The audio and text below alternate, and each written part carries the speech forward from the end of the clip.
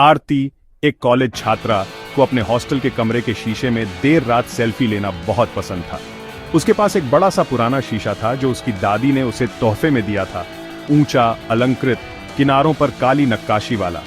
हर रात वह पोज देती, हंसती और अपनी तस्वीरें पोस्ट करती। लेकिन एक रात उसने कुछ अजीब देखा। फोटो में उसका प्रतिबिंब उसकी तरह मुस्कुरा नहीं रहा था, वह बस घूर रहा था। उसने सोचा कि यह बस एक गड़बड़ी है और इसे अनदेखा कर दिया। अगले कुछ दिनों में उसका प्रतिबिंब स्वतंत्र होने लगा। जब वह अपने बालों में कंघी करती तो प्रतिबिंब एक पल के लिए रुक जाता और फिर उसकी नकल करता। कभी कभी वह उससे भी धीमी गति से पलकें झपकाता। एक रात उसने शीशे में देखा और मजाक में फुसफुसाया, अगर तुम असली हो तो कुछ करो। उसका प्रतिबिंब भी मुस्कुराया, लेकिन आरती नहीं मुस्कुराई।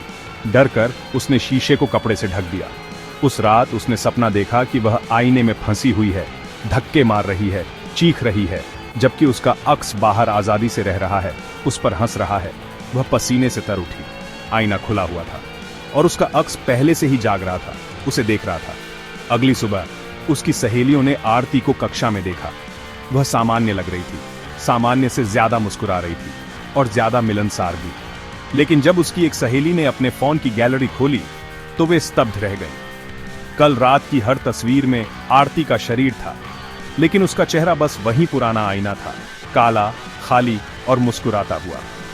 उनके बगल में बैठी आरती धीरे से मुड़ी और बोली, चिंता मत करो, वह अभी भी मेरे साथ है, दूसरी तरफ। असली आरती हमेशा के लिए आईने में फंसी हुई है, जो बाहर है वह नहीं है।